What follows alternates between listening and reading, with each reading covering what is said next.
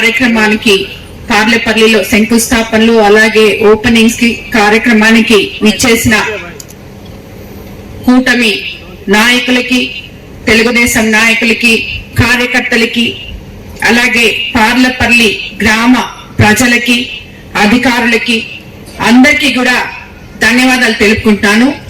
నాకు ఇలాంటి ఒక సభలకి రావడం నాకు చాలా సంతోషం అనిపిస్తుంది. ఎందుకంటే అందరూ పిలుస్తూ ఉంటారు, అమ్మ మా ఊరికి రా, మా ఊరికి రా అని చెప్పి. కానీ ఏ పని చేయకుండా మీ ఊర్లోకి వచ్చి, ఎలక్షన్ ముందు మీ దగ్గరకు వచ్చి మీకేం కావాలి అని అడిగి, ఎలక్షన్ తర్వాత కూడా మళ్ళీ వచ్చి అవి చేయకుండా మళ్ళీ మీకు ముఖం చూపించే రాజకీయ నాయకురాల్ని నేను కాదు.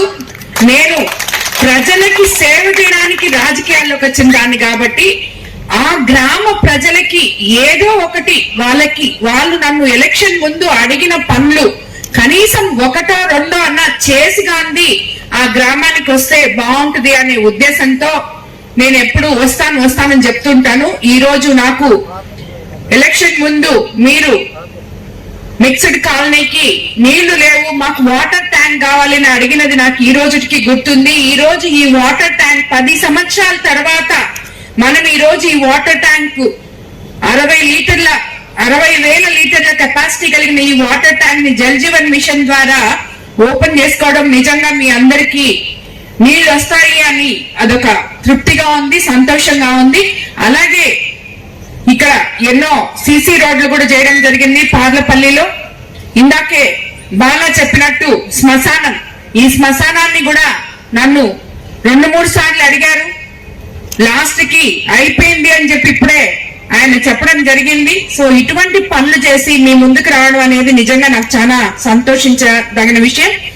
మనం అధికారంలోకి వచ్చి 2 సంవత్సరాలు పూర్తవుతుంది. అధికారంలోకి రాక ముందు మీకు అందరికీ తెలుసు గ్రామాల పరిస్థితి ఏంటో, ఈ కోవూరు కాన్స్టిట్యుయెన్సీ నియోజకవర్గ పరిస్థితి ఏంటో మీకు అందరికీ తెలుసు. ఎక్కడ కూడా అభివృద్ధి అనేది నోచుకోలేదు, ఎక్కడ కూడా ఒక్క తట్ట మట్టేసిన పాపాన్ని పోలేదు. ఉన్న గ్రావెలు ఇసుక ఎత్తడం తప్పితే ఎక్కడ అభివృద్ధి పనులు గ్రామాల్లో ఎక్కడ చూసినా గుంతలమయమైన రోడ్లు, ఎక్కడ చూసినా ఇన్ఫ్రాస్ట్రక్చర్ లేని స్కూల్స్, అలాగే ఇలాగా మనుషులు ఎంతో మంది ఎన్ని దగ్గరకు వెళ్ళినప్పుడు నాకు రాజకీయాలు కొత్త కాబట్టి నేను క్యాంపెయినింగ్ వచ్చినప్పుడు ప్రతి ఒక్కరూ అమ్మ మాకు తాగడానికి నీళ్లు లేవు, చనిపోతే పూడ్చిపెట్టడానికి శ్మశానం లేదు అని చెప్పి ఈ రెండు పదాలనే నేను గుర్తు పెట్టుకున్నాను. ఈ రెండు ఎలాగైనా సరే ప్రతి గ్రామంలో ఉండాలి అనే ఉద్దేశంతో మన ముఖ్యమంత్రి చంద్రబాబు నాయుడు గారికి కూడా తెలియజేసుకోవడం అయింది. ఆయన ఏ రకంగా అయితే మీకు అందరికీ మాట ఇచ్చారో, నేను ముఖ్యమంత్రిని అయిన తర్వాత సంక్షేమము అభివృద్ధి సమంగా చేస్తానని చెప్పి ఎలాగైతే మీకు అందరికీ మాట ఇచ్చారో ఈ రోజు మనం అన్ని కూడా పొందగలుగుతున్నాం. మీకు అందరికీ తెలుసు సూపర్ 6 పథకాలు ఏవైతే చంద్రబాబు నాయుడు గారు చెప్పారో అధికారంలోకి రాకముందు 1వ తేదీకంతా 4,000 పెన్షన్ ఇస్తానన్నారు. 1వ తేదీ ఆదివారం అయితే శనివారమే పెన్షన్ ఇస్తున్నారు.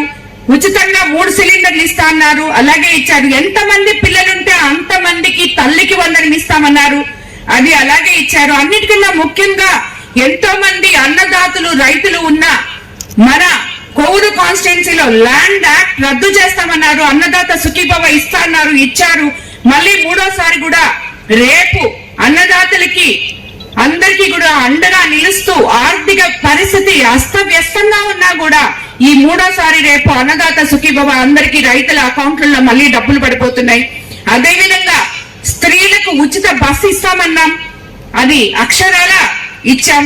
ఇలాగా ఎన్నో మత్స్యకార భరోసా ఇచ్చాం, ఆటో డ్రైవర్లకి అండగా నిలిచాం. 1, 2 కాదు, కరెంటు బిల్లులు తగ్గించాం, ఇప్పటికి ఒక్కరో కూడా పెరగలేదు. అలాగే ఆక్వా రైతులకి అండగా నిలిచాం. సో ఇలాగా అన్నిటికన్నా ముఖ్యంగా ఇప్పుడు రబీ సీజన్ లో మనం ధాన్యం సేకరణకి కొనుగోలు కేంద్రాలన్నీ ఓపెన్ చేసుకోవడం జరిగింది. రైతులకి అన్ని ఏర్పాట్లు చేశాం. 48 గంటల్లో వాళ్ళ అకౌంట్లలో డబ్బులు పడేటట్టు రైతులకి ఎంతో ఉపయోగంగా ఉన్నాం. ఎందుకంటే మీకు అందరికీ తెలుసు మన కోవూరు కాన్స్టిట్యుయెన్సీలో కాలువలు మొత్తం తవ్వుకున్నాం, అందరికీ యూరియా అందింది. అలాగే సకాలంలో పంటలు వచ్చాయి, ఆ కొనుగోలు కూడా సకాలంలో చేస్తామని చెప్పి మీకు అండగా ఉన్నది ప్రభుత్వం అని చెప్పి నేను మరోసారి తెలియజేసుకుంటున్నాను. ఇలాంటి ప్రభుత్వం ఇది ఒక పేదల ప్రభుత్వం, మంచి ప్రభుత్వం. పేద ప్రజల గుండె చప్పుడు విని వాళ్ళకి ఏం కావాలో అర్థం చేసుకొని ఏ టైంకి ఏది ఇవ్వాలో ఇచ్చే ప్రభుత్వం మనది. మీకు అందరికీ పట్టాదారు పాస్ పుస్తకాలు కూడా రాజముద్రతో అందివ్వడం జరిగింది. కాబట్టి మనం ఇటువంటి ప్రభుత్వంలో ఉండడం నిజంగా మన అదృష్టం. ఎందుకంటే అసలు రోడ్లనేటివి ఎలా ఉన్నాయో మీరందరూ చూశారు. ఈ రోజు మీరు చాలా రోడ్లలో ఇక్కడ తిరుగుతున్నారు. మీరే చెప్పాలి ఎలా ఉన్నాయో రోడ్లు, ఎలా ఉన్నాయి రోడ్లు ఈ రోజు. ఇప్పుడు నిర్మించుకోవడం జరిగింది. 33 లక్షలతో నిర్మించుకున్న రోడ్లు, డ్రైన్లు కూడా ప్రారంభోత్సవం చేసుకోవడం జరిగింది. అలాగే గ్రామీణ ప్రాంతాల్లో వైద్య సదుపాయాల కోసం 2,49,00,000తో 7 విలేజ్ క్లినిక్లు నిర్మించుకున్నాం. వీటన్నిటికన్నా ముఖ్యంగా చంద్రబాబు నాయుడు గారు మానవతా దృక్పథంతో మన ఒక్క కోవూరు కాన్స్టిట్యున్సీలో 8 కోట్ల రూపాయలు ఇప్పటి వరకు సీఎంఆర్ఎఫ్ ఫండ్స్ ఇవ్వడం జరిగింది.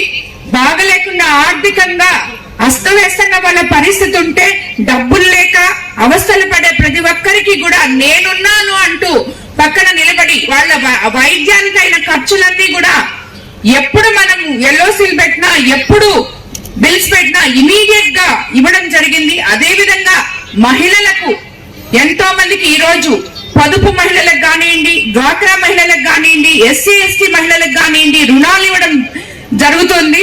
అలాగే